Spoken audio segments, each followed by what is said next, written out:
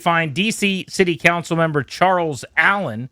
We want to talk to Charles about the news that work is going to need to be done over at the Stadium Armory Metro Station. We knew that already. Just how much work and how much it could cost is kind of the question. This is at the RFK 2.0 site where there will be a new stadium. There's only going to be 8,000 parking spots. They're saying about half of fans or more could be taking public transportation. So you're talking about 30,000 people coming and going from that stadium. And the question is, how's it going to work? NBC had a report yesterday that it could take 2 hours for people to get out of the stadium based on how things are currently set up. So we've got Charles Allen with us now. Charles, thank you for a few minutes. We really appreciate it. How are you? Absolutely, guys. Great to be with you again. It's our pleasure. So why don't we just start with the update? I mean, this was something you talked a lot about when we had you on many times leading up to the stadium. I was team and still am. We'll figure it out when we got to figure it out. And guess what? Now it's time to figure it out. So how do we do that? Yeah, I mean, none of this really comes as a big surprise, right? I mean, I was kind of outlining during the whole debate that the Stadium Armory station itself, it's too old, it's too small, it wasn't going to cut it. So we knew that we had to do something different. And I'm glad to see this is what we funded. This is what we asked for, was to do that kind of deep dive. Let's figure this thing out, and then let's put the money behind it. So we're going to get a brand new Stadium Armory station, complete rehab. I guess we can't call it new because it's there, but it's a full rehab that'll really dramatically expand how many people can get in there, which is great. The other part that I'm really excited about is this east-west gold line. It's going to connect Union Station, which is our red line, Stadium Armory, which of course is blue, orange, and silver. So really, it's going to be great for riders. It's going to be folks, for folks coming to a game or a concert. It's going to be a great way to get there and connect. But frankly, it's going to be good for D.C. because it's going to help really connect our city east and west in a way that hadn't happened yet. So it sounds like there is a plan in place to either improve, renovate. I don't know what the right word is. I don't want to get anybody in trouble, but sort of change the capacity of that current metro station. So there is something in place now or no? Yeah, I mean, the report that WMATA is putting forward lays out the map, lays out how we do it. It's got to be a full-scale renovation. Mm-hmm. Now, you remember from our conversations, I've been advocating that we need a new station as well at the intersection of Oklahoma and Benning, and they don't recommend that because they can't get it done before opening day 2030. I'm disappointed in that because I think that really, if we're thinking big vision, I think a new station would be phenomenal. Quick interruption, sir. Sorry. Yeah. Would that be on the east side of the river? No, that's on the north side of the campus. That's still the north. Okay, got it. Yeah, so that's right where Benning Road and Oklahoma come together. And to me, that would be a great way to also spur more development. Think about the NOMA station, for example. 25 years ago when that thing was built, people had a hard time seeing the vision, but now you got tens of thousands of people that live around it, businesses, jobs, parks. It's great.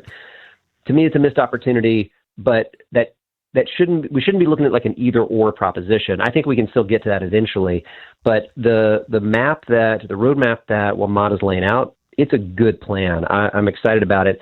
It's the floor, though, too. It's not the ceiling. So we can still keep building on and doing a lot more. Charles Allen, D.C. City Council. So what Metro came out and said was, we're not going to do the entirely new station, but we need to dramatically upgrade this one. So then who foots the bill on this? Well, so that's where the funding comes in, and we put in dollars into the deal. Remember, that was one of the things we negotiated for, was to make sure that we were having revenue that's going to be coming back into Metro to help support this type of expansion. And obviously, the district is going to be putting up some of this. Some of what we do with WMATA, though, were always regional investments as well. Obviously, you're going to have fans from Virginia and Maryland coming to events there. So we'll figure out the funding there. We've got dedicated streams coming in from the stadium development itself. So all of this is good news because we know what's going to cost. We've got a vision and a plan that everybody can get behind, and now we're going to go execute. So this isn't kind of like you were calling this to your credit. This could be your I told Absolutely. You so moment, but this doesn't come as a blindside, right? It shouldn't be a blindside to anybody who's been paying attention. Right. I'll say that. We've known from day one Stadium Armory couldn't handle this. So I understand, the headlines of saying a 2-hour wait just to get home.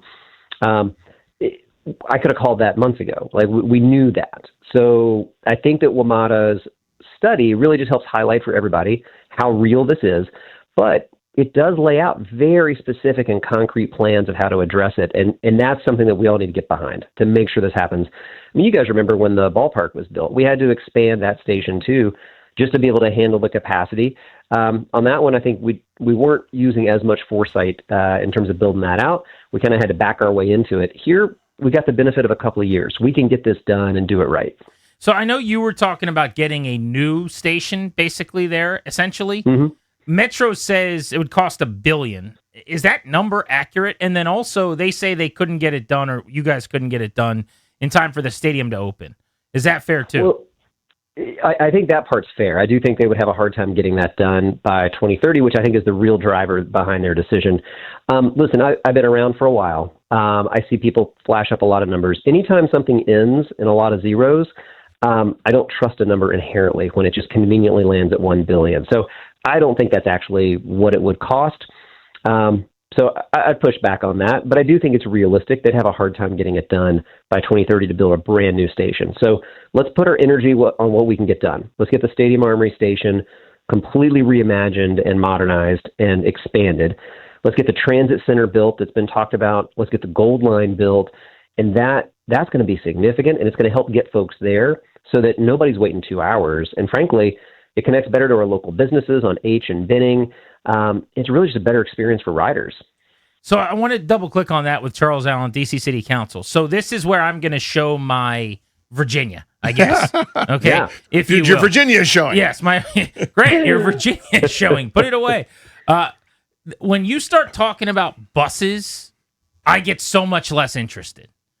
The Gold Line is buses, right? And supposedly I'm just going to be riding on a bus in a lane where no one's going to be a jerk and cut me off, and I'm just going to get to go. You should be excited. We're calling it the Gold Line. I mean, you could call it the Burgundy and Gold Line, I guess, but it's the Gold Line, right? The Burgundy and Gold Line's awesome. I love that. But what is that? It's buses. It's not a train. It's bus rapid transit. So it is center-run bus that runs very fast, very frequent, very reliable. So you come in on Metro and you get off at Union Station, you're going to have a quick walk right up to the place where you're going to hop on. You're going to get an express ride all the way out to RFK. But here's the deal. How long would that be roughly? I don't even know. I mean, bus rapid transit, you're there in probably less than 10 minutes. Yeah, I would have said 10 minutes. Okay, so I'm metroing in from wherever I'm metroing in from. The metro stop I get off at is Union. Then I walk across a parking lot, essentially hop on a bus, and that takes me right to the stadium. Yeah. I mean, think about how horrible that walk is right now from Metro to the stadium. This is a fundamentally different experience. But what's good about this for DC, listen, as my Virginia friend coming in for an event, that's great for you. But this isn't going to run just on Sundays 8 times a year. This is going to run every day. And so for DC residents, the ability to speed up bus travel.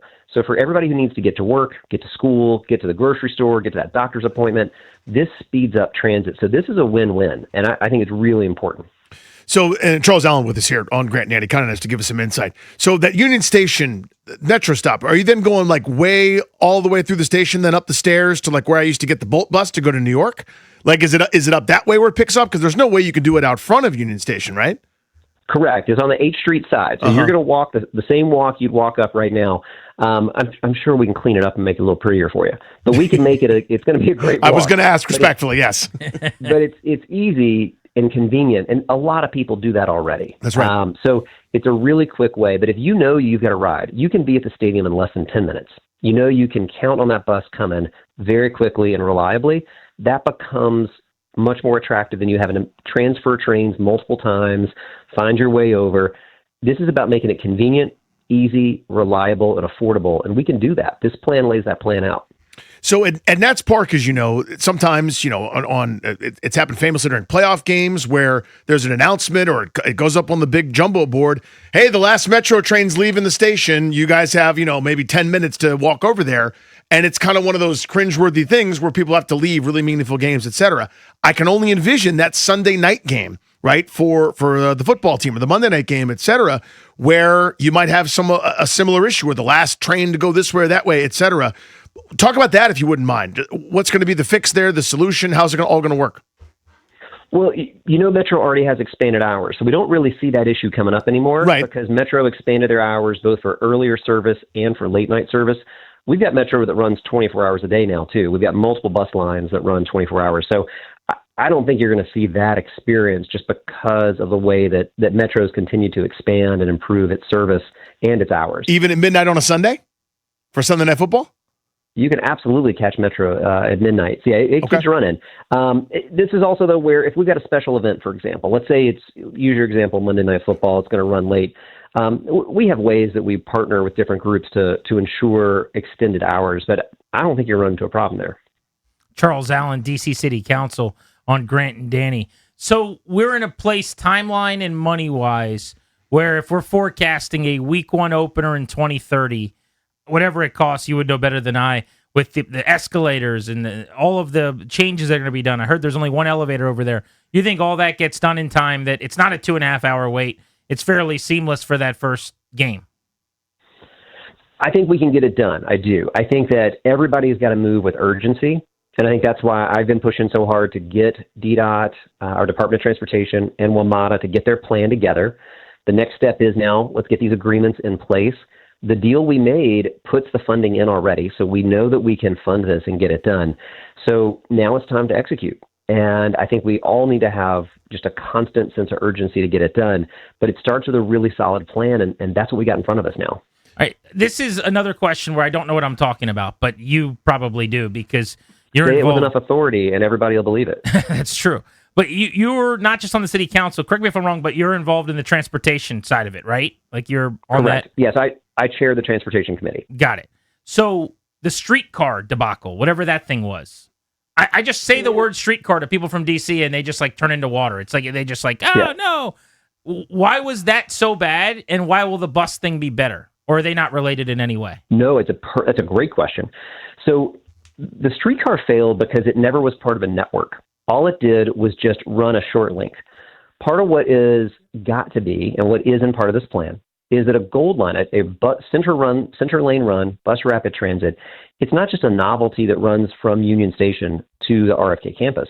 The plan lays it out all the way east through Ward 7, connecting other Metro Rail stations and neighborhoods, and it runs all the way west, all the way into Virginia.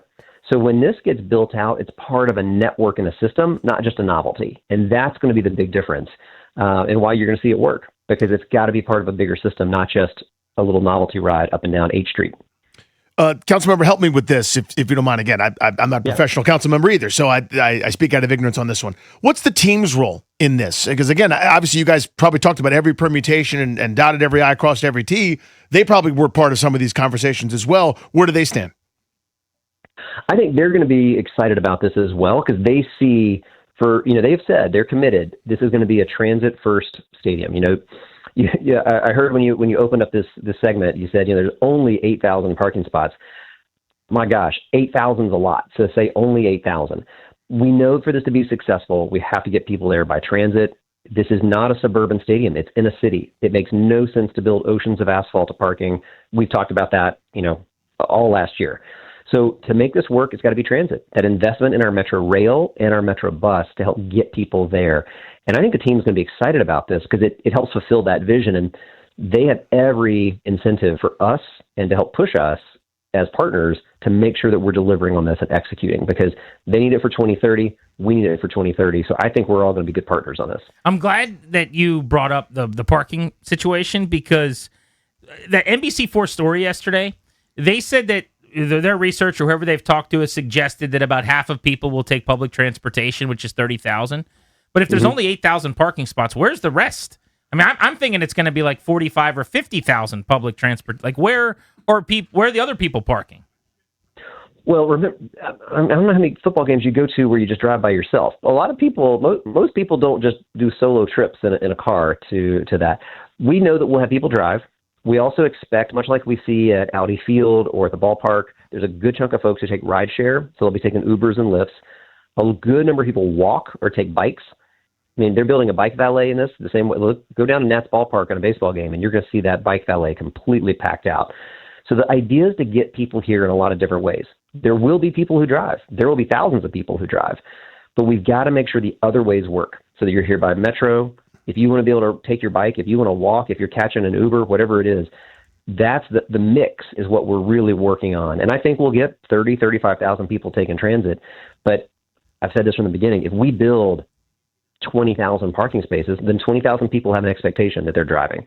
So we've got to do it the right way, make sure that it's a good, healthy balance and mix. And I think that's where we're headed. what's our timeline here? I know obviously 2030 park opens, but just in terms of next steps for you guys and approvals and all that other sort of stuff, what's our timeline?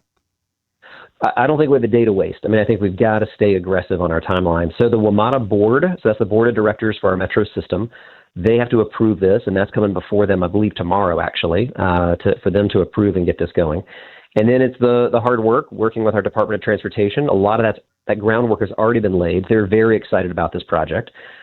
So I think that you're going to see us try not to waste a single day on our event horizon. We got to make sure we're moving forward quickly.